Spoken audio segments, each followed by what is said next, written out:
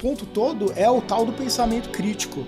E é isso que a gente busca desenvolver nos participantes de qualquer programa. Então nunca a gente foi tão valioso quanto hoje. Esse tal de pensamento crítico é o que faz a diferença no uso extremamente qualificado de inteligência artificial. Hoje, empreender já é o segundo maior sonho dos jovens, só perde para viajar. Então tá tudo bem, porque o meu primeiro é viajar também. Então eu tenho uma geração mais jovem que está olhando para o empreendedorismo, né? O ecossistema, por ele mesmo, ele avançou horrores. A gente vai ganhar tanto com a inteligência artificial. O que resta? Porque no fundo eu poderia colocar a inteligência artificial para tomar decisões. Então, o que nos resta como líder de líderes para o futuro? Tudo que for absolutamente humano. Esse podcast é um oferecimento da BMW, líder em mobilidade premium. Esse é o podcast Lugar de Potência. Lições de carreira e liderança com o maior headhunter do Brasil. Afinal, tem 1,94 m. Vambora? Hoje eu tenho o privilégio de receber um dos nomes mais influentes na formação de líderes e empreendedores do Brasil. Ele é economista pela PUC de São Paulo, mestre em Relações Internacionais pela Universidade de Jerusalém, doutor em Ciência Política pela USP e pós-doutor em Estratégia Empresarial pela FGV. Com uma trajetória única que começou no mercado financeiro, ele foi VP do Webster Bank, Country Manager da SegurLink e diretor de investimentos da Next Capital. Ele viveu na pele o boom e o estouro da bolha dos .com, experiências que moldaram sua visão sobre risco e inovação.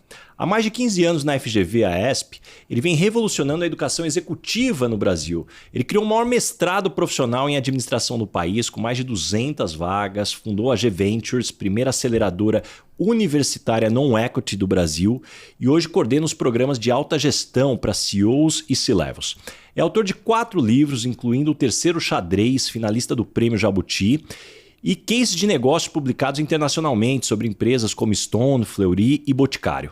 Mas agora o que seu currículo não conta é que ele é um crítico feroz do que chama de gerenciamento de moda, aquela cultura dos gurus.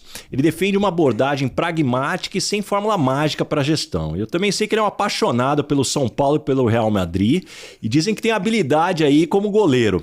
Diretamente dos estúdios da Heineken Zero, professor Gilberto Sarfatti. É uma honra ter você aqui no Lugar de Potência. Seja muito bem-vindo. Pô, Bazarri, uma honra é minha, cara. E caramba, mas que lição de casa que você faz. Impressionante. Um headhunter precisa tirar referências, não é só analisar currículo. Fica assustado, não sei mais o que falar aí depois disso. E Giba, vamos começar pelo começo, como eu gosto de fazer. Aonde a cegonha te entregou? Você vem de uma família de executivos ou de referências acadêmicas? Não, na verdade não. Meus pais são judeus imigrantes do Egito que vieram em 57 para o Brasil. E aí eu nasci aqui falando em francês, na verdade, porque era a principal língua na época dos meus pais lá no Egito. E, enfim, eles eram os únicos da família que vieram para o Brasil, passaram uns anos lá. Já faleceram lá em Israel, onde a maior parte da minha família vive em Israel. Então eu não tenho parentes aqui, eu sou quase, expatriado. Nasci aqui e tal, mas é meio ali, meio aqui. Esse é um pouco da característica. E quais eram os seus sonhos de carreira quando você era mais jovem? Nossa Senhora, eu não sei se eu dizer que eu tinha algum sonho de carreira, porque é um lado politizado, de esquerda, etc. Não dá nem para imaginar que hoje já está nessa posição, numa época anterior de Guerra Fria e assim por diante, tinha um interesse por política, um monte de idealismo. Então eu não tinha uma visão muito clara quando era jovem, talvez por causa disso que eu também não tinha referências claras, nem na família, nem fora da família. E então eu digo que eu tenho o que é muito mais comum hoje, que é uma trajetória, né, de carreira, que é experiências acumuladas daquilo que você vai descobrindo. Então acho que eu fico bem identificado com a geração Z. E puxa, você começou trabalhando na tua carreira aí em empresas que morreram ou foram vendidas, né? Então a SegurLink, a Next Capital. Como foi aprender tão cedo que nem tudo que parece sólido sobrevive, né? Isso te tornou mais cético ou mais resiliente? Ah, com certeza resiliente, né? E eu acho que é uma experiência de ter vivido o começo da indústria de Venture Capital aqui no Brasil e também ter sido Country Manager de empresa de startup, assim, é uma experiência ótima para entender na prática gestão, porque eu digo que hoje eu tenho uma característica de generalista, né? Eu consigo conversar com qualquer área de qualquer empresa, e os meus colegas, né, são muito mais segmentados, né? Tem gente que nem sabe qual que é a minha área de tão fácil a minha interlocução com qualquer área, né? Então, acho que essa formação generalista, eu me defino como um clínico geral de empresa, né? E, às vezes, clínico geral, pessoas podem olhar torto, mas é bom ter um bom clínico geral para olhar como um todo a organização. E acho que é isso que me possibilita estar fazendo as atividades que eu faço hoje. Mas, puxa, você, dentro do mundo corporativo, você nunca parou de estudar. Então, economista da PUC, mestrado em Israel, doutorado na USP... existia um plano de, em algum momento, fazer essa migração para o mundo da educação? Nunca. Olha, se eu me pegasse aqui com um cara que estava com 18 anos ou com 16 anos, era a turma do fundão, não conseguia nunca imaginar que eu ia ir para a área acadêmica, né? Mas isso aqui acho que foi uma revelação durante a trajetória, né? Um pouco dessa trajetória também de investir no autoconhecimento. E eu descobri isso quando eu estava numa crise, era diretor do Venture Capital, que tinha uma postura muito agressiva, né? Coisas que não são aceitáveis hoje em dia, mas que há 20 e tantos anos atrás eram a prática, né? E aí eu comecei a me sentir mal e comecei a pensar o que estava me incomodando e o que eu estava tendo prazer. E aí eu dava de vez em quando uma aula num curso de extensão lá na USP e eu falei, porra, esse negócio aqui eu gosto, né? Aí eu resolvi fazer o career shift, voltar para a academia, fazer o doutorado, fiz um pouco de consultoria, mas depois aí eu comecei a entrar mais a fundo no mundo acadêmico e me realizei também um pouco pela flexibilidade, né, que existe nessa carreira de poder estar focado em coisas que me interessam realmente, né? Mas nessa transição, Giba, saindo de VP de banco, diretor de Venture Capital, por que alguém com esse currículo escolhe ganhar menos para dar aula, né? O que a academia te oferece que o mercado não oferecia? Bom, essa foi o que eu falei para minha esposa, que era namorada na época. Olha, a gente tá fazendo voto de pobreza. Tudo bem? Ela topou, tá casada comigo até hoje. Né? Acho que foi, às vezes, fala como um médico uma vez falou para mim, é um sacerdócio, né? Você foi escolhido, né? E aquilo que vai fazer para se realizar, né? Então, acho que também a questão de dinheiro não foi o drive nunca para mim, mas o sentido de reconhecimento, de dar contribuição, era aquilo que muito mais fez sentido para mim e me deixou muito mais feliz. Né? Não me arrependo de nenhuma forma, obviamente, do career shift, né? E acho que eu tenho mais propriedade para falar a respeito de career shift para um monte de gente, para um monte de executivo que pensa fazer alguma mudança, né? Eu tive mais de uma, na verdade, né? Porque se você olhar no detalhe, eu acabei fazendo um doutorado na área de ciência política, relações internacionais, comecei sendo professor na área de relações internacionais, tenho publicação nessa área, e fiz depois o outro shift voltando para administração de empresa, que também senti que faltava mais conexão com a prática, né? O volta do mundo executivo me chamou também. Né? E falando dessas mudanças, Giba, puxa, a FGV tem mais de 70 anos formando a elite empresarial brasileira. Como a instituição e os professores e programas precisam se reinventar para formar líderes no mundo, que hoje as Big Techs valem mais quase que países inteiros? Acho que todo mundo precisa se reinventar, né? Mas certamente a educação tá num momento próximo de disrupção, mas as pessoas vão continuar olhando para títulos, né, e etc. E eu acho que a própria questão de inteligência artificial faz com que nós sejamos mais relevantes do que nunca, né? Vocês devem ter visto pesquisa recente, por exemplo, do MIT, mostrando que quem está usando o ChatGPT está ficando menos inteligente. Mas o ponto todo é o tal do pensamento crítico. E é isso que a gente busca desenvolver nos participantes de qualquer programa. Então nunca a gente foi tão valioso quanto hoje. Esse tal de pensamento crítico é o que faz a diferença no uso extremamente qualificado de inteligência artificial. Lógico que isso ainda não é totalmente disseminado, vamos dizer, na própria academia. A academia ainda está num catch-up, né, de usar como usa a tecnologia para, na verdade, fazer com que a gente faça coisas melhores de forma mais eficiente. Mas eu estou super entusiasmado. Aliás, sempre que tem alguma inovação, e sempre foi da minha característica, da trajetória, a gente pula em cima e vai mergulhando em cima e cavando o que a gente pode fazer para tornar as coisas mais interessantes e mais eficientes também, no final das contas, né? E Giba, você coordena programas para CEOs e C-Levels, gente que já tem carreira espetacular. O que sobra para ensinar para quem já viveu tanta coisa? Como agregar valor para esse público? Que é um tremendo de um desafio, né?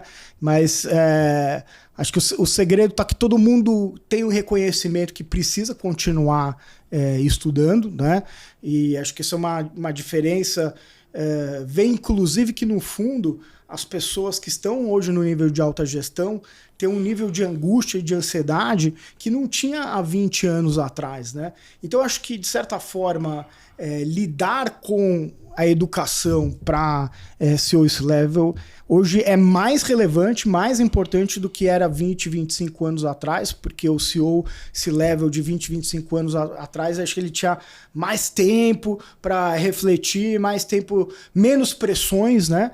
Então agora a gente vê todo mundo pressionado de tudo que é lado e, de certa forma, criar ambientes onde a gente possa fazer a reflexão, onde as pessoas possam compartilhar de forma aberta. Então, muito mais um papel de mediação e de trazer esses dilemas à tona e, lógico, dar ferramentas para que cada um possa construir e fazer o seu desenvolvimento dentro desse ambiente de extrema incerteza e insegurança, né? Eu tenho falado, né? Eu até escrevo toda semana no LinkedIn uma coluna que eu estou chamando Odisseia Executiva aqui, porque é a sensação que o CEO C-Level hoje está vivendo uma odisseia, né? Tem sempre algum canto da sereia que está tirando a atenção. Então, o que é prioridade, o que não é prioridade, né?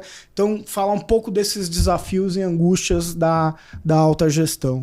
E aí, falando dessa experiência, Giba, você trabalha com CEOs no auge e jovens no início. O que os CEOs de 50 anos talvez gostariam de ter aprendido aos 30, que você tenta ensinar aí para os seus alunos mais jovens?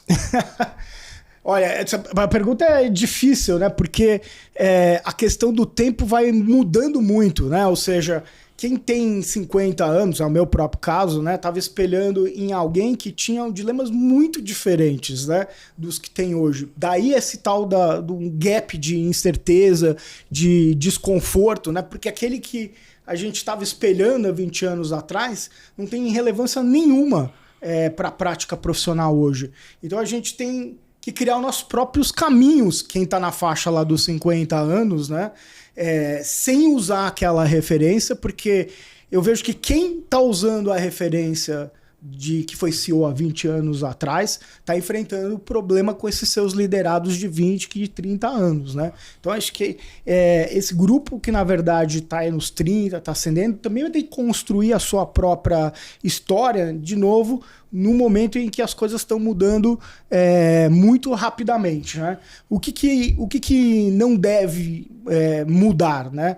E isso deveria ser em qualquer momento, né? O pensamento do que é o o certo é o certo, que é o jeito simples de falar. Mas o que é o certo é o certo, né? Em outras palavras, aquilo que a gente fala, o que é o ético, o que é o moral, tomar as decisões com esses valores que sejam pessoais para que se tornem também valores corporativos. Isso deveria ser atemporal, né? Então a gente sempre vai bater nesses pontos, né? Entende o dilema, a dor. Hoje, uma coisa que eu vejo muito, como não ouvia isso há 20, 30 anos atrás, eu vejo um drama gigante a respeito de governança. Muito conflito de C-level com o conselho, muito de conselho não estando preparado para lidar com os desafios que as organizações, eu falo isso de empresa aberta ou empresa fechada, né? Então acho que tem hoje uma coisa, de novo, que não era claro há 20, 30 anos atrás, que é grandes dilemas de governança e de como o CEO C-level lida com o conselho, como o conselho também se prepara, o conselho precisa se preparar mais também para realmente apoiar a alta gestão e não só cobrar. E nesse sentido, assim, nos seus estudos, Giba, você escreveu cases sobre Stone, Fleury, Boticário, empresas bem diferentes. O que te fascina em destrinchar e documentar essas histórias empresariais? Olha, primeiro que dá um prazer imenso de estar desenvolvendo todos esses casos, agora encerrando aí o caso da Gerdau também, do lado da governança, né? Em primeiro lugar, falar das empresas brasileiras, né? Ou seja, não simplesmente a gente lidar com o caso das empresas estrangeiras, são ótimas, mas as características de gestão aqui no Brasil são muito diferentes, de certa forma, do resto do mundo. Então, explorar as dores do que significa a alta gestão no Brasil e expor isso também, no final das contas, para o mundo inteiro, isso que me dá um imenso orgulho, né? E aí também, a partir disso, né, a partir dessa característica, estamos explorando empresas, gestores brasileiros, ir a fundo naquilo que aquele caso em particular tem de lições para a prática de quem está na alta gestão, possa trazer para sua prática, que se ele usar o tal do caso americano, ele não vai capturar isso. Então, é ótimo usar os tais dos casos internacionais, mas, de novo, né, para a realidade brasileira, nada melhor do que trabalhar com as empresas brasileiras. Então, quanto mais a gente conseguir desenvolver, então tenho fomentado isso para que outros colegas façam mais casos das empresas brasileiras. A gente construiu uma parceria que começa a levar esses casos para a base da Harvard Business Publishing. Então, possibilita aí que o mundo inteiro tenha acesso a esses casos. E aí, finalmente, a gente usar menos os casos internacionais, são bem-vindos, mas muito menos, e divulgar a qualidade também da alta gestão brasileira. E falando nessa tropicalização, o conteúdo que se tem no Brasil, o programa de seminários de presidente da FGV para o IPO hoje é o programa mais concorrido, né? A gente vai estar junto em agosto e lá 160 vagas acabaram em menos de 2 minutos. Você conhece aí quando abriu as inscrições. O que você acha que foi feito de diferente que transformou esse programa aí no mais disputado do IPO no Brasil? Olha, eu acho que justamente você trabalhar com empresas, em primeiro lugar com empresas brasileiras, né? Segundo, assim, a gente criou uma disciplina para produzir esses casos, né? E muito preocupado no take-home value que os participantes vão ter. Então, tá claro que nos últimos 3 anos, os participantes perceberam esse take-home value, que a gente fez o redesenho para isso. E obviamente quer voltar porque tem esse processo de compartilhamento com acho que, os inclusive, outros. Quem né? não conhece, até a gente poder explicar aqui, é onde a FGV faz esse programa para o IPO, então só apenas CEOs participam, são escritos cases originais, onde muitas vezes os CEOs que lideram essas empresas que abrem as suas empresas para escreverem esses cases são IPOers, então já fazem parte do grupo, então isso naturalmente traz uma abertura ainda maior. E o modelo que existe é onde você separa as pessoas por grupos para estudarem os cases e depois, no dia da aula, você tem não só uma aula com os professores sobre o case, mas também trazer o protagonista, né? O CEO para discutir, contar ali os bastidores do porquê as coisas foram feitas, né? Mais do que o que foi feito, o porquê e como foi feito. Acho que isso traz uma riqueza, pelo menos eu tento não perder nenhum aí, sempre buscando aí fazer minha inscrição, mas acho fantástico esse programa. É verdade. E é uma super parceria, né?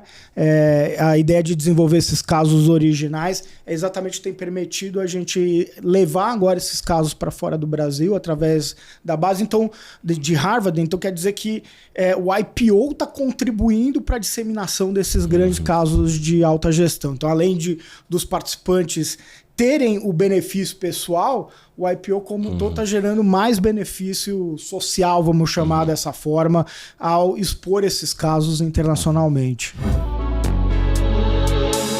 Você se envolve com as histórias, experiências e aprendizados que eu compartilho aqui em cada episódio? Então pense no efeito transformador dessas lições aplicadas na sua equipe. Conheça mais sobre a minha palestra Lugar de Potência acessando o link na descrição do episódio. Não só inspire, mas revolucione o potencial do seu time. E Giba, você tem criticado publicamente o que chama de gerenciamento da moda e a cultura dos gurus.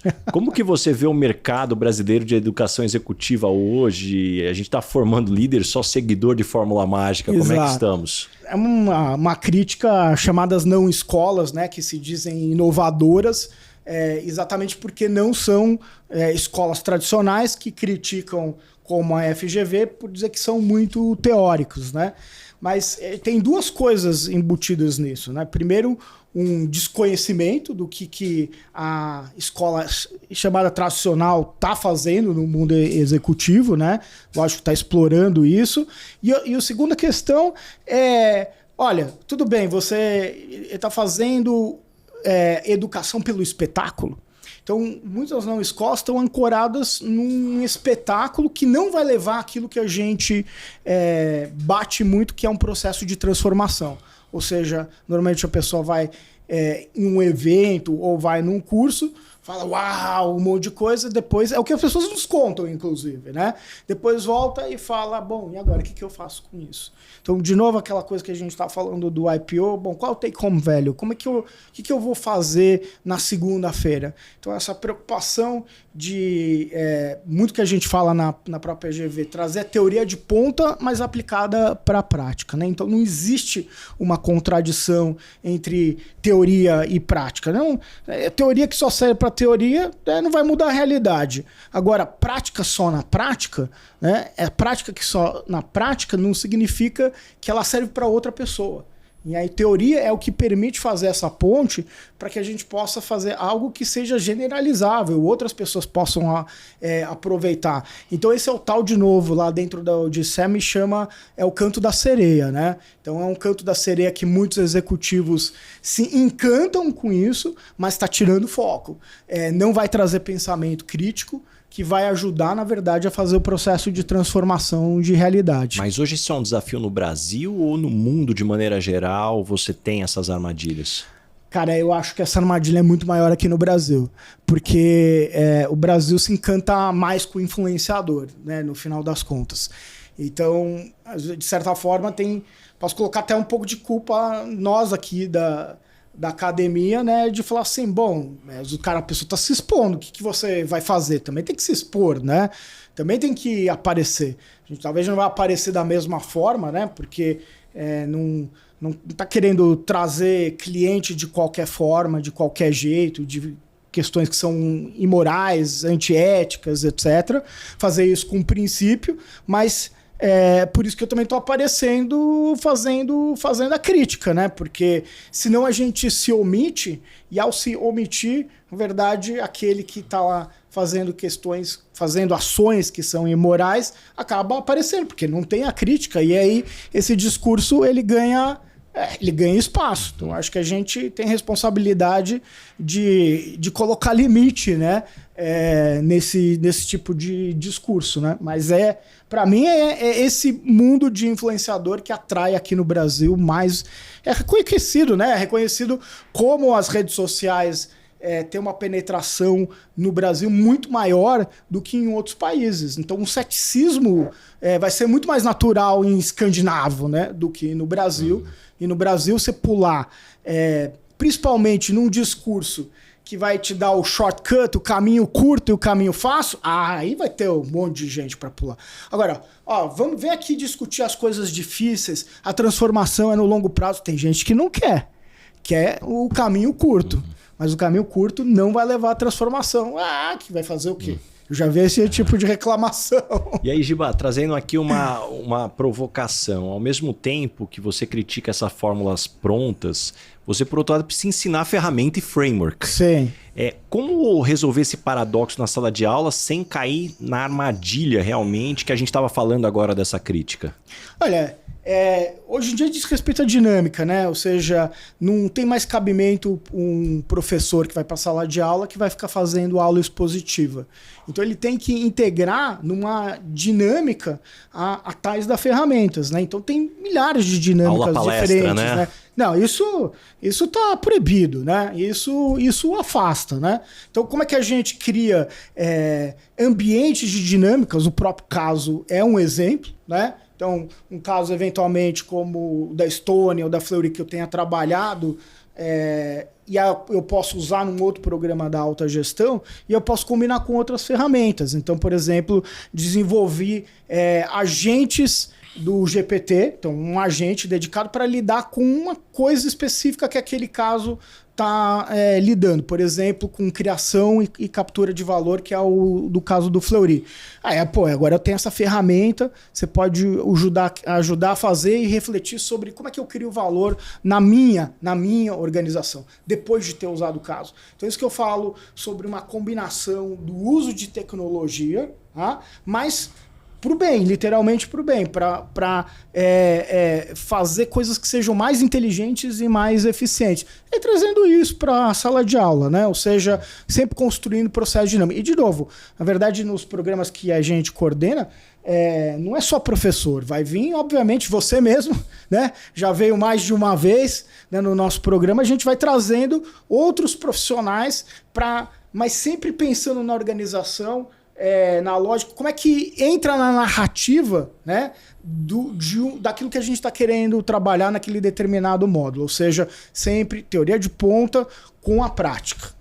E o Brasil tem uma das menores taxas de empreendedorismo por oportunidade do mundo. Depois de anos trabalhando aí com startups e educação empreendedora, o que ainda falta a gente para que a gente realmente possa criar um verdadeiro ecossistema de inovação, Giba? Essa é longa. Mas olha, fazer a longa história curta, primeiro eu sempre falo para as pessoas que são mais jovens da própria GV, quando eu cheguei na GV, já faz 17 anos, eu cheguei e falei para os mais antigos, tem algum empreendedor para eu formar na minha sala de aula? E naquela época não tinha. Agora, a situação 17 anos depois é completamente diferente. Tá? Então, por mais que a gente possa falar, olha, tem muita coisa a ser feita, nos últimos 10 anos, eu não vou chegar tanto no 17, eu diria que houve uma grande transformação. Se você olhar de outra forma, hoje empreender já é o segundo maior sonho dos jovens, só perde para viajar. Então tá tudo bem, porque o meu primeiro é viajar também. Então faz sentido. Então o jovem já acata mais. Quando nós éramos mais jovens, muitas das coisas era o sonho de ser servidor público, porque era a questão de estabilidade, etc. Então eu tenho uma geração mais jovem que está olhando para o empreendedorismo, né? Então eu diria assim, o ecossistema por ele mesmo, ele avançou horrores. E muita gente boa, muitos empreendimentos interessantes, mas a gente tem duas grandes fraquezas, eu diria, em comparação, por exemplo, a Israel, que eu conheço muito bem. Tá? O primeiro é a integração da academia dentro do próprio ecossistema. Tá? Não é generalizado, obviamente, nem na GV, em outras escolas de São Paulo e do Brasil, inclusive universidades públicas, por exemplo, a Federal do Itajubá é um exemplo super positivo, mas muitas outras universidades têm uma ojeriza com o empreendedorismo.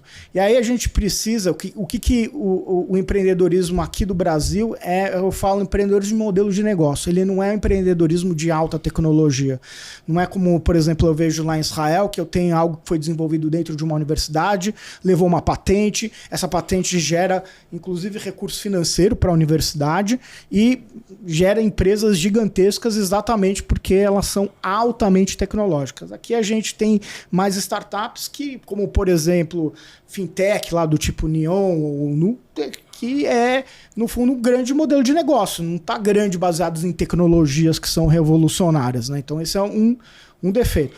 O outro todo mundo conhece, que é o governo que mais atrapalha do que ajuda, continua sendo... Hoje é um pouco mais fácil abrir empresa, mas se eu pensar 3, 4 anos atrás, demorava ainda 120 dias, hoje dá para abrir mais fácil, fechar continua sendo difícil, várias burocracias são impeditivos e, obviamente, né, empreender com 15% ao ano de taxa de juros, cara, tem que ser realmente...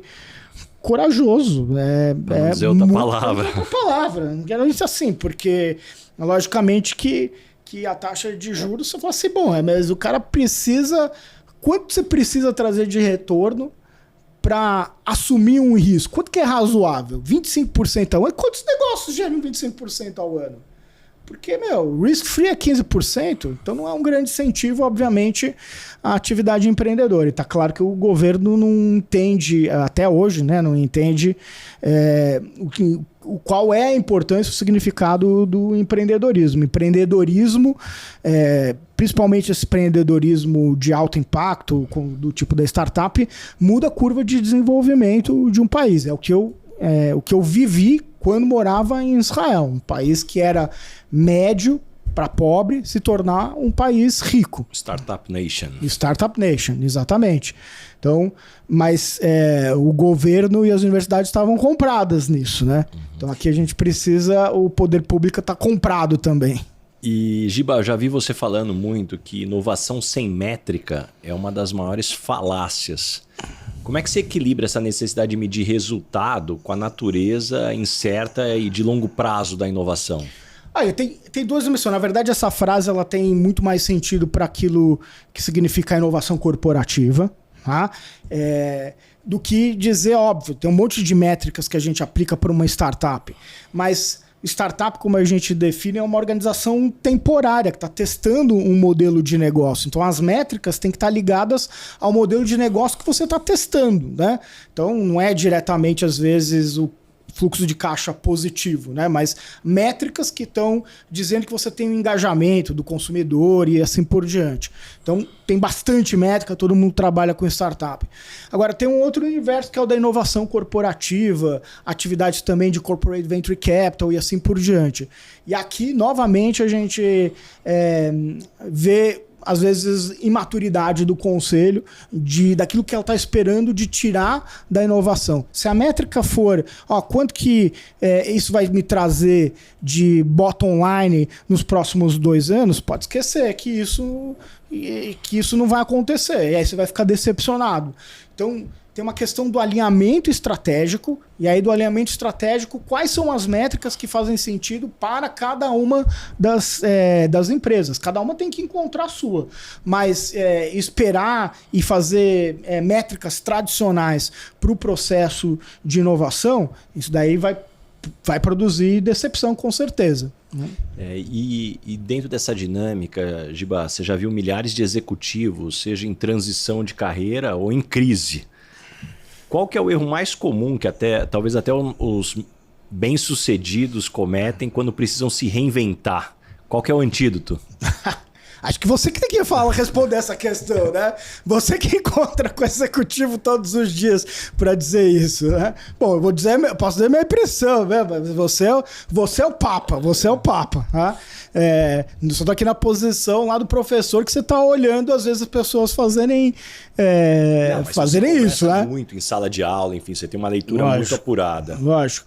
Lógico que, assim, primeiro tem algumas transições de alguém pensa que vai para o mundo acadêmico, mas não conhece o que significa esse universo, né? Então tem um pouco de ilusão a respeito desse universo em particular, né? Mas, assim, eu diria que tem, de novo, acho que muita ilusão, e que o passo mais importante que qualquer um deveria dar, esse eu me esforço para mim mesmo frequentemente, é o próprio processo de autoconhecimento. Então, em vez de focar naquilo que eu imagino que faça sentido para mim, muito mais refletir sobre quem sou eu. Então, eu vejo, acho que eu sinto muito dessa falha do reconhecimento. Talvez por quê? Porque eu sou executivo, então eu sempre tenho esse chamado a decide. Aí eu vou decidir o meu próximo passo na minha carreira, eu estou fazendo a mesma coisa. Só que, bom, quando você está fazendo isso para uma organização, não tem um processo de diagnóstico da própria empresa, por que não tem um diagnóstico seu? Então, eu acho que... Coloca em frameworks, coleta informação, busca conselheiros, advisors, e pra gente, a gente acha que vai acordar com a ideia tomada. Exatamente. Ou seja, já pula para a resposta. Eu falo muito dos nossos, por exemplo, no mestrado, são pessoas muito maduras, lá, média de idade de 40 anos, passa muito pouco tempo na pergunta e vai direto para a resposta. E o processo crítico é a pergunta, perguntas bem formuladas. Então tem as perguntas bem formuladas sobre o próprio processo de autoconhecimento. Será que realmente cabe para você ir para outro setor ou ir para outra cidade? Você vai aguentar, né? O que significa mudança? Ou mudança de carreira, eu quero ir para a área acadêmica ou eu quero abrir um negócio? Quantos executivos se aposentam e depois resolvem pegar uma franquia, etc. e acham que é tudo a mesma coisa e não é, né?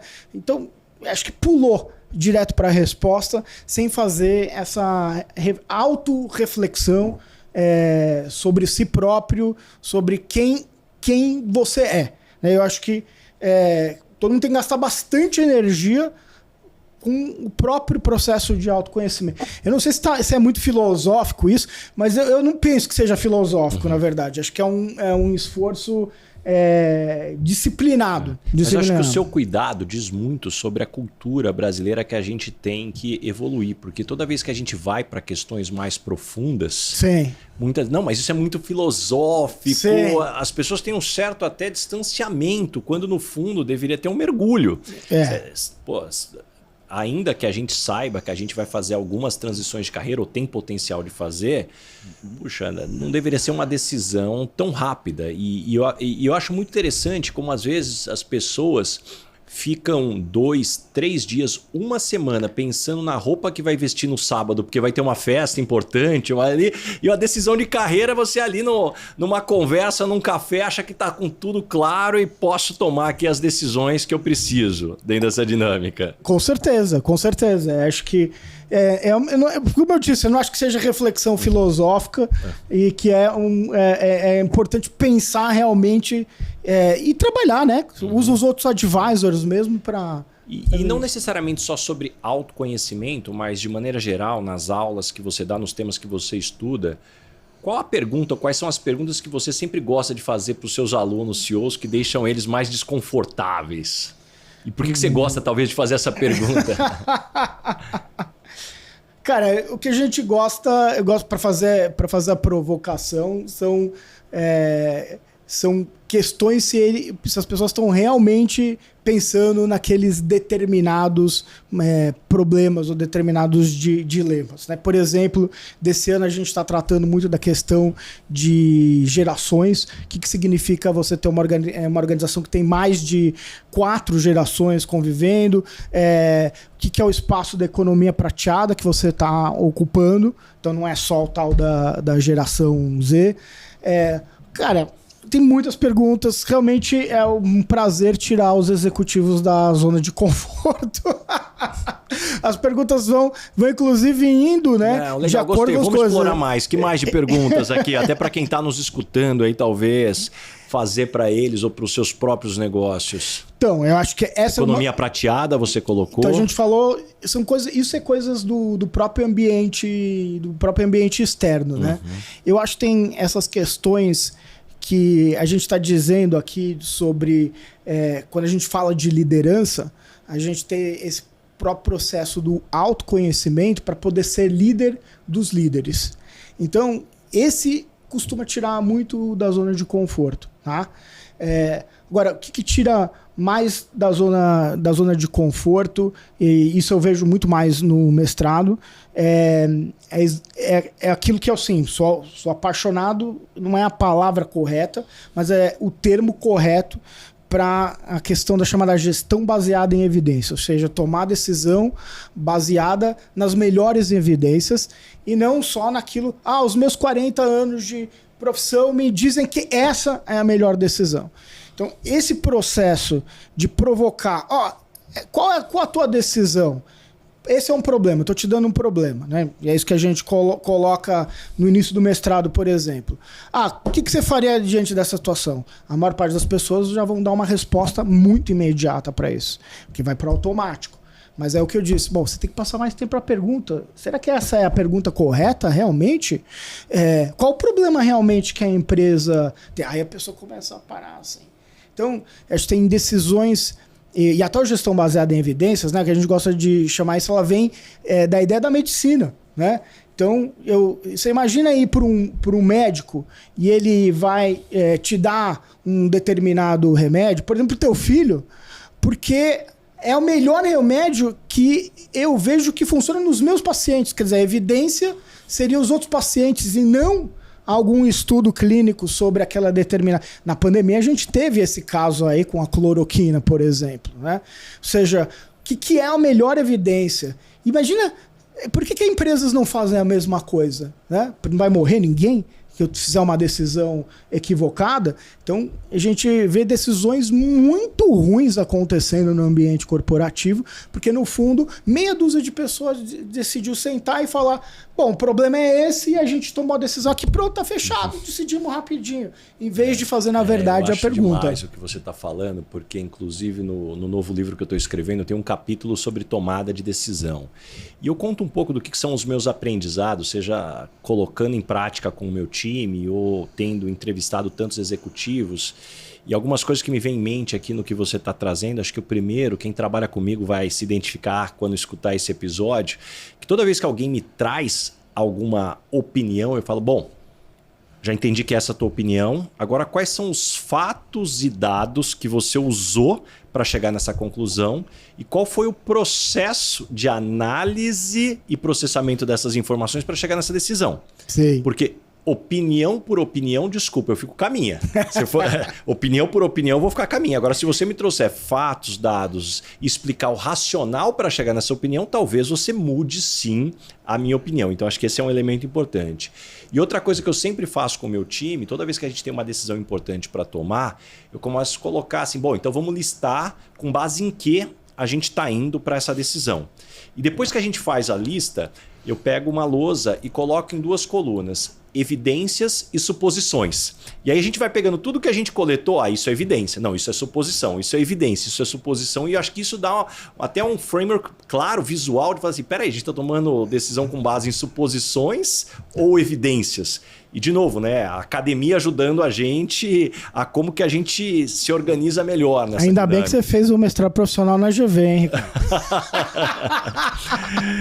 E se você pudesse programar 3 comportamentos em todos os líderes que você forma, quais seriam os 3 comportamentos e por que esses 3 mudariam o jogo da liderança no Brasil?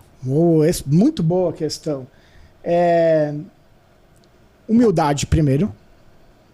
Uma coisa que eu mais admiro são pessoas fenomenais, mas que têm a humildade junto, né? Junto com a humildade vem a outra característica que é curiosidade. Né? Então essa curiosidade é que vai motivar para você continuar estudando e não né, pular em qualquer coisa que está aparecendo na tua frente. Né? Terceira coisa que eu também já comentei, e isso está ligado também com gestão baseada em evidência, isso eu acho que mudaria muito, eu vejo que muda os egressos dos nossos programas, que é espírito crítico. Espírito, na verdade, vai além, não é um espírito, né? Significa pensamento crítico. Né? Pensamento crítico muda a curva da gestão. E eu vou falar um quarto, né? Porque não coube aqui nos três, que é, vamos dizer, uma liderança humana, que significa saber que você está lidando com pessoas no final das contas, tá? E não tratar cada um como uma máquina ou um número. Então essa é uma das coisas que tem sido ditos.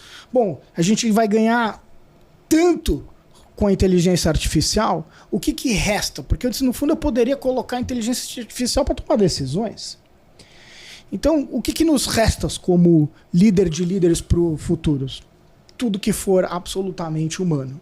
Ou seja, todo elemento da sensibilidade de lidar com cada um dos indivíduos, né, de ter o julgamento, a relação, a construção, né, é o que vai nos permitir ser líderes melhores diante do desenvolvimento da tecnologia. Porque se for para tomar decisões, e decisões inclusive baseadas em evidências, a inteligência artificial vai ser melhor que você. Então, para que você vai servir? Né? Tem gente que tem falado, inclusive, num encolhimento do tamanho da alta gestão para os próximos anos, né? Principalmente porque vai ficar um funil e eu tenho mais recursos. Para que eu vou ter tantos, né, C-levels? Então, vai se diferenciar para ser um líder que eles tiverem gestão humanizada. E, Giba, você passou por esse elemento, mas eu queria voltar aqui. E você também escreve muito que o líder moderno precisa dominar essa arte de perguntar melhor. O que você aprendeu sobre fazer boas perguntas? Esse é o tal do pensamento crítico, né? A diferença de quem usa, por exemplo, a inteligência artificial, e aí, de forma que ele coloca uma pergunta simples, a inteligência dá uma resposta para ele e ele aceitou a resposta. Então ele parou na primeira página que a gente fala, né? Então, na verdade, eu fazer um exercício onde eu estou criticando. Agora, se eu não tiver o treinamento do tal do pensamento crítico, como é que eu vou fazer isso? Tá? Então, esse é o que eu tenho visto nos últimos 2 anos trabalhando com muitos são executivos, às vezes, de middle management, mas também já são em nível de diretoria. Eu comecei a olhar como é que eles fazem a pergunta, porque para nós, na academia, às vezes é muito óbvio fazer... O pensamento crítico já está incutido na gente. Mas o processo de treinar uma pessoa não é fácil para pensar no pensamento crítico. Principalmente que uma pessoa de 40 anos, ela já tem vícios que uma pessoa de 20 não tem, que é de tomada de decisão automática. Então, o pensamento crítico significa exatamente eu ter diante de nós um painel com um monte de opiniões, visões, posições, como você falou, ou até dados, e falar o que é relevante para a gente, né? E ativar um processo de uma pergunta atrás da pergunta, atrás da pergunta, atrás da pergunta, mas, de novo, pode parecer que da forma que a gente está falando seja algo que é filosófico, mas não é. É profundamente prático. Só que o que ele exige, e que eu vejo que grande parte das pessoas tem dificuldade? Paciência. Porque as pessoas querem decisões... Cara, decisão que você tem que tomar em 2 segundos são aquelas que a gente chama de rotina. Rotineira. Mas as decisões que são complexas, são estratégicas para a tua vida pessoal e da organização, cara, você não pode tomar em 2 cliques. Se você tomar em 2 cliques, vai se arrepender. Então, fazer as perguntas e aguardar ver as respostas lá no caminho, ou seja, você vai ter que fazer uma pesquisa para obter aquela resposta, exige paciência. Esse elemento da paciência está ficando mais difícil de existir entre a própria alta gestão. E, de novo, falo que no conselho também está raro esse elemento da paciência. Tudo bem, não tiver paciência, vai tomar decisões equivocadas que pode custar caro. Exatamente. E, Giba, você foi consultor da Secretaria de Assuntos Estratégicos do Governo Federal. O que essa experiência te ensinou sobre a diferença entre estratégia na teoria acadêmica versus a estratégia do mundo real do poder? Cara, isso foi só um projeto que, na época, essa Secretaria de Assuntos Estratégicos fez sobre atividade empreendedora para construir uma política pública de empreendedorismo, né?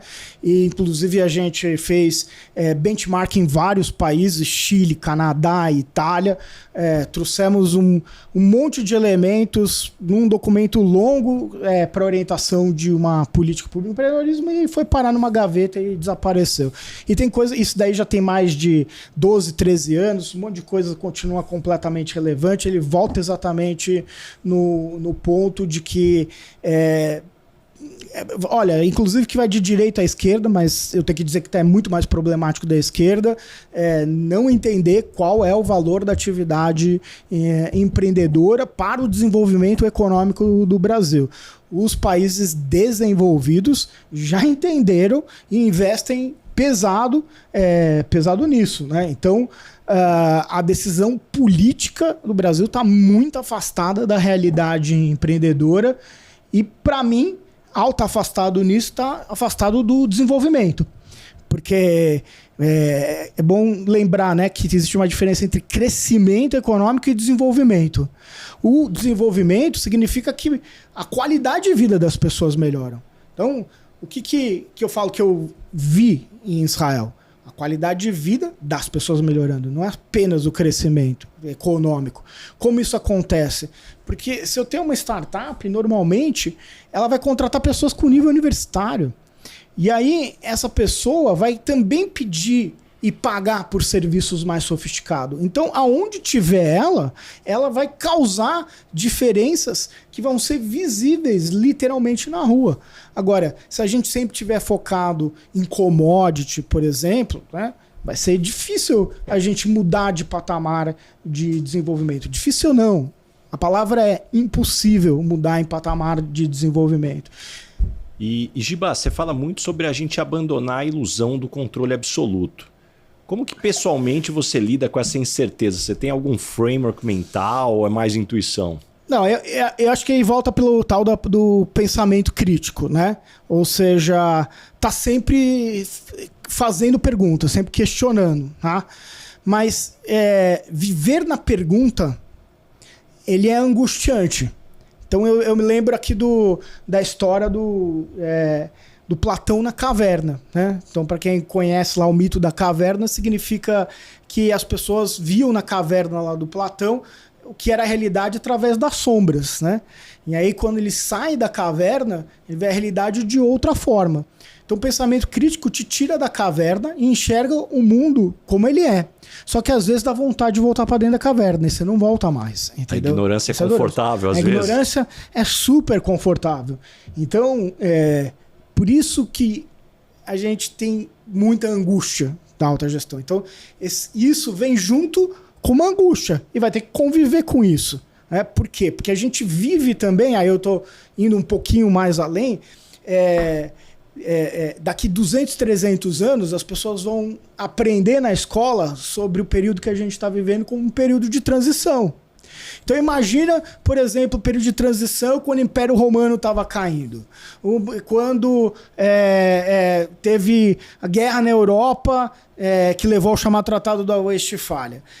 Imagina quem viveu aquilo. Não, você não precisa imaginar, você está vivendo. Só que a gente tem dificuldade, só vê isso daqui 200, 300 anos. Mas a gente está vivendo em um período de profunda transição e transição é angustiante, né? Então, ser um líder de alta gestão hoje é profundamente angustiante e é por isso que é bom compartilhar essa angústia e é importante o que eu estou falando, né? Não tapar o sol com a peneira e falar, não, como eu sou super poderoso e aí na verdade eu não tenho angústias, eu não tenho dúvidas.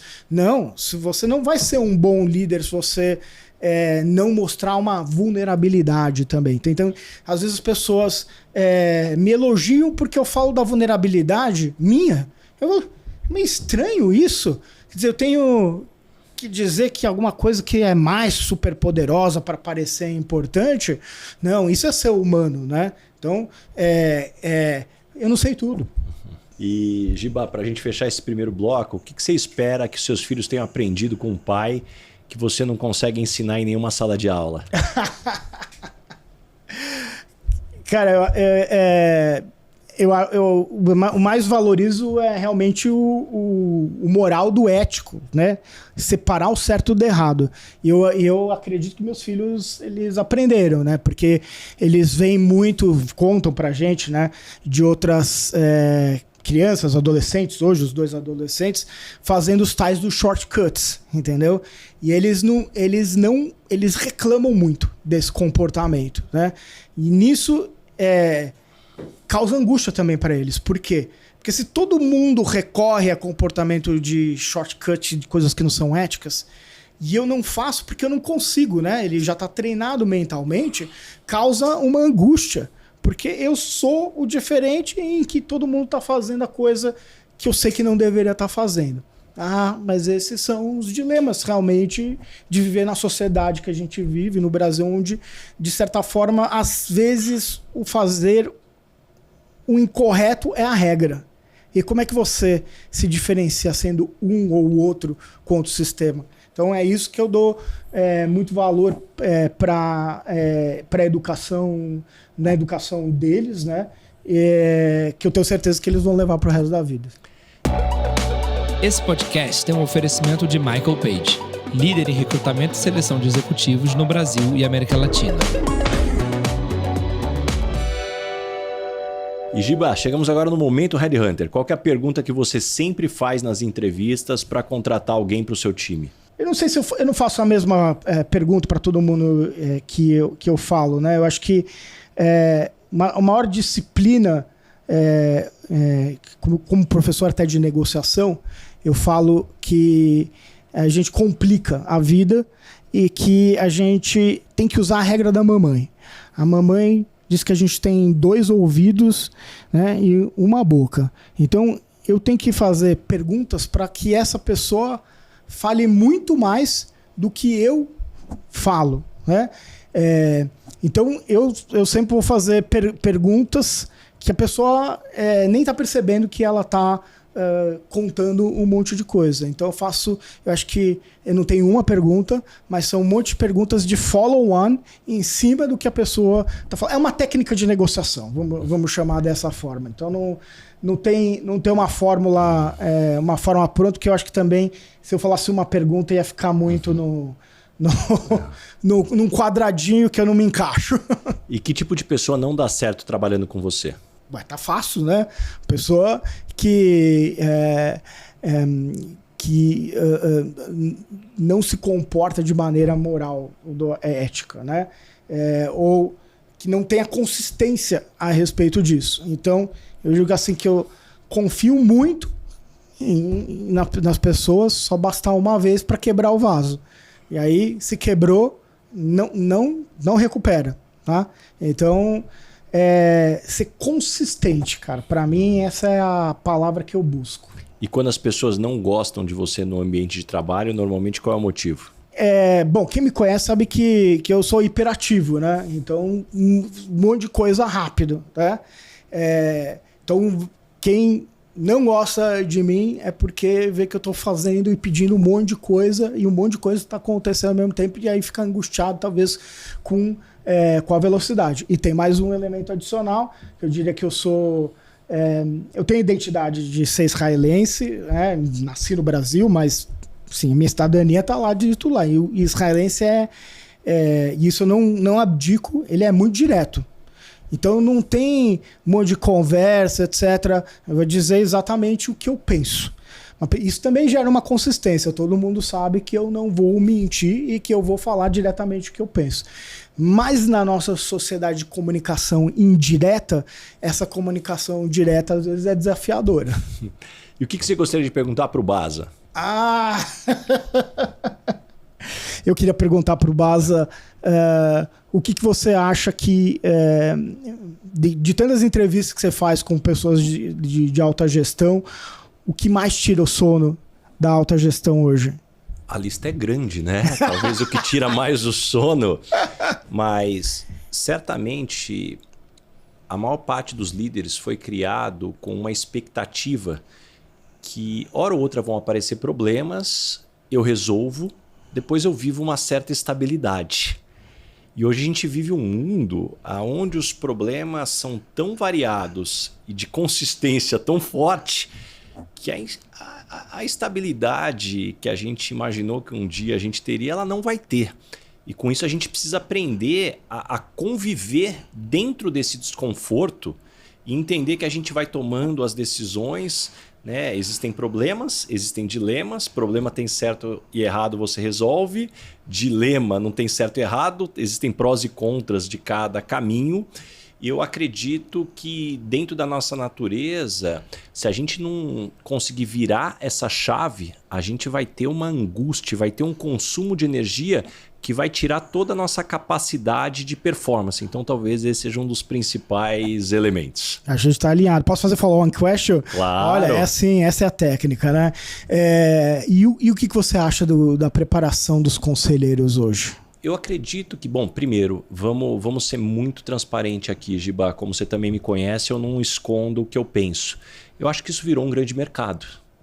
Então, eu acho que sim, existem escolas de respeito que formam, trazem o que é o que a gente está falando do pensamento crítico dos elementos, mas hoje eu vejo escolas com a propaganda, seja conselheiro e ganha 30 mil reais por mês, 20 mil, 40 mil, sei lá, quantos 100 mil reais por mês, como se fosse um negócio, tira uma certificação aqui que vai começar a pingar o dinheiro na tua conta no mês. Pô, isso daí é uma falácia. Acho que não é que é para conselheiro, é uma falácia. Nenhuma profissão é tão fácil ou tão simples assim. Acho que esse é o primeiro elemento que a gente tem sobre formação de conselheiros.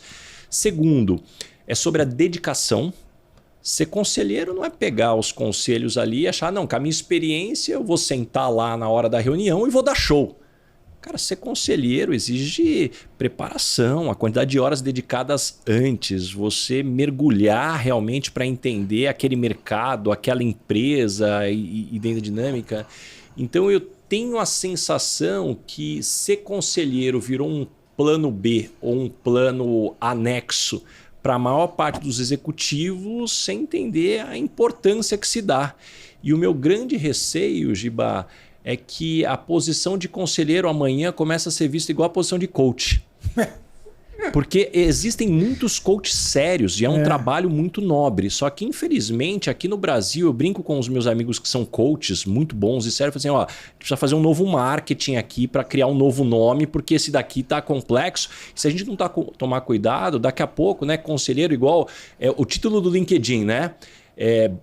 Advisor, que você coloca investidor anjo e board member, conselho, todo mundo colocando isso. Assim, pô, o negócio é um pouquinho mais sério, um pouquinho mais profundo. Então, sem papas na língua, como eu enxergo, mas também quero ouvir tua opinião. Não, mas eu concordo com você integralmente, e por isso que eu estou super preocupado, porque esse tema de governança, para mim, acho que é um dos mais dolorosos, não só de empresas de capital aberto, mas de capital fechado também, né? Entender o que significa essa posição do conselheiro. Muitas vezes a própria alta gestão, empresas familiares, não compreendem direito. E às vezes vai montar um conselho que, em vez de ajudar a empresa, acaba atrapalhando. Então, para mim, esse é o assunto sério do momento na alta gestão conselho e a relação do conselho com a alta gestão. É um que acho que a gente tem que gastar mais energia e, seria uma tragédia se ficar parecendo todo mundo que entre aspas, aqui o conselheiro virar um novo coacher, porque seria uma enorme destruição de valor para qualquer empresa, o coacher / conselheiro. Outra confusão que a gente vê acontecendo em empresas de capital fechado é o consultor com conselheiro. Como assim? Ou é conselheiro ou é consultor. Não tem um conflito de interesse ser os dois ao mesmo tempo. Então, às vezes me assusta o grau de maturidade do nível de governança que a gente tem ainda no Brasil. Mas isso é uma oportunidade, na verdade, né, para a gente desenvolver. Certamente, porque é aí onde tem oportunidade não só para a evolução e para quem é sério e quer realmente entregar valor. E Giba, chegamos agora no momento, Dona Ângela. Complete a frase. Eu sou esquisito por quê? É porque eu falo o que eu penso.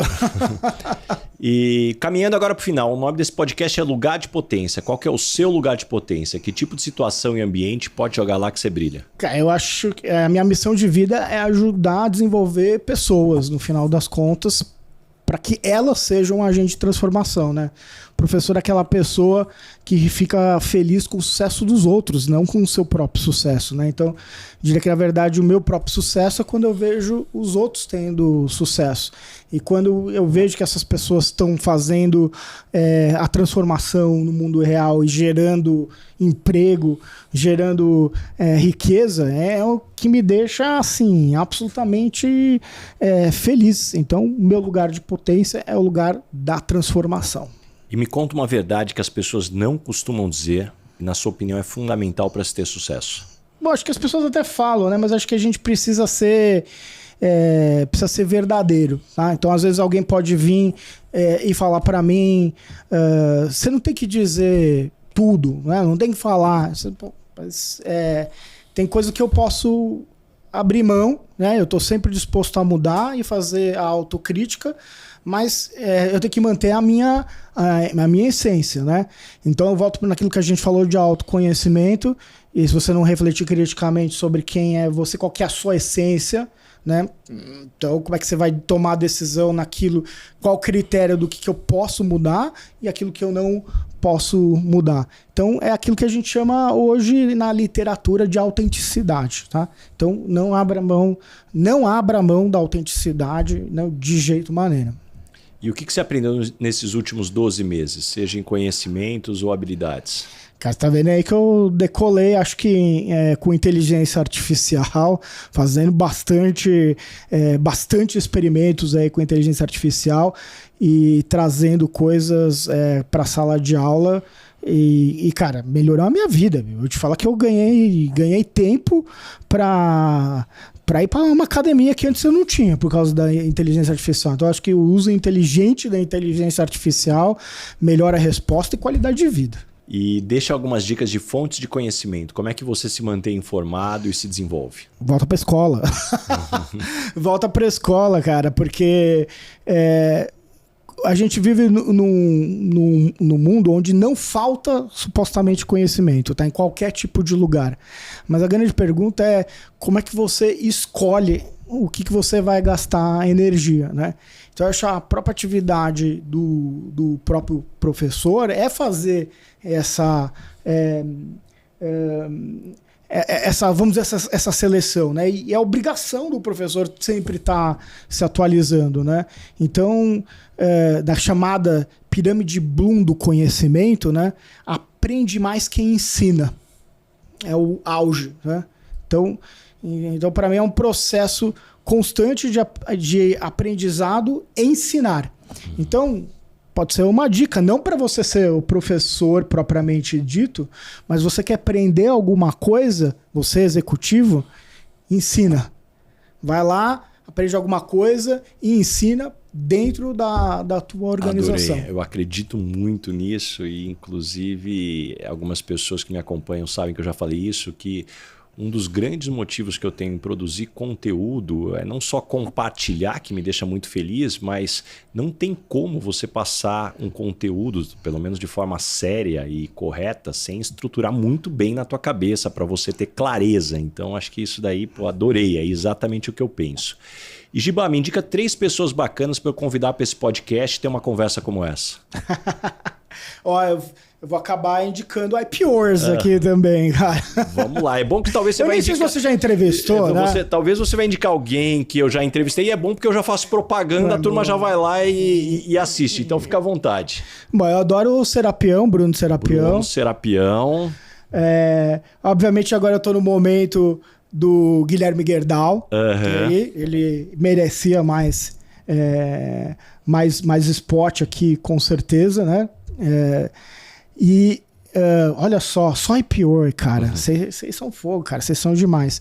E o Antônio Maciel, que é o mais veterano ainda, né? Mas eu disse que o Antônio Maciel é um dos executivos mais, né, velha guarda, que eu mais admirava na trajetória dele. Sim, você já entrevistou os 3? Vamos lá. O Bruno Serapião eu entrevistei já. O Guilherme Gerdau, puxa, a gente tá tentando bater a agenda, ainda não conseguiu. Eu quero vir contar a história dele. Você sabe que ele é um surfista profissional. Isso, eu quero vir contar a história dele, além das habilidades profissionais. E o Maciel não. O Maciel também preciso... Ele deve estar lá no próximo FGV, lá que ele tá sempre lá no Seminário de Presidentes. Eu vou puxar ele aqui para essa entrevista aqui. Exato. E Gibão, uma pergunta que eu faço para todo mundo que passa por aqui. O que é felicidade para você? Eu me sinto feliz, realizado em fazer as coisas que me dão prazer. E eu não vejo simplesmente academia como... academia, né, escola, como um trabalho. Eu me sinto realizado, né? Então o que me traz felicidade? É a realização. E também me realiza muito, me traz felicidade estar com a minha família, tá? Então tem o lado profissional e o lado da família. Felicidade é estar com esses duas casas aqui funcionando bem, né? Ou seja, sentindo que eu tô fazendo a diferença na escola e fazendo diferença na minha família. Muito bom, adorei. E pra gente fechar aqui, como é que as pessoas te encontram? Que projetos que vem pela frente? Pode me procurar aqui no LinkedIn, me seguir no LinkedIn, vai ver também toda terça-feira estou escrevendo um artigo novo, voltado para a alta gestão. Então, por exemplo, essa liderança humana eu falei num artigo nessa última semana, na outra semana eu falei sobre reputação, e eu estou sempre trazendo esses temas, alguns dos temas que a gente está trazendo, que a gente discutiu hoje, e outros que vão obviamente aparecer numa espécie de coluna que eu estou escrevendo dessa odisseia aí executiva, com essa visão mais crítica, né, e menos pasteurizada que tem aparecido por aí. Muito bom, adorei. Muito obrigado mesmo, assim. Puxa, que bom que deu certo a gente bater as agendas aqui. Eu tenho certeza que todo mundo que nos escutou até aqui saiu com páginas de anotações, muitos insights, muitas lições.